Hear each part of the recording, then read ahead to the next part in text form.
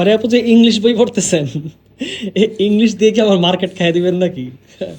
মনে রাখেন, বুঝছেন, চিল্লাইয়া মার্কেট পাওয়া যায় না। আরে না, তোমার মার্কেট কেন খাবো? আমরা সবাই তো মার্কেট। আসলে বিউপিতে সাধারণ জ্ঞানের প্রশ্ন হয় ইংলিশ ভার্সনে। তো যখন শিক্ষার্থীরা পরীক্ষা দিতে যায় তখন ইংলিশ ভার্সন কোশ্চেন দেখে তারা ঘাবড়ায় যায়। সো আমরা ঢাবি ক বিভাগ পরিবর্তন 3.0 এই কোর্সে আমরা শিক্ষার্থীদেরকে বিউপিতে যেভাবে ইংলিশে প্রশ্ন হয় সেভাবে আমরা প্রশ্ন সমাধান করাই দিব, যাতে গিয়ে ওরা যখন প্রথমবার বিউপিতে পরীক্ষা দিতে যাবে তখন যাতে ওরা ঘাবড়ায় না যায় যে ইংলিশে প্রশ্ন আসছে।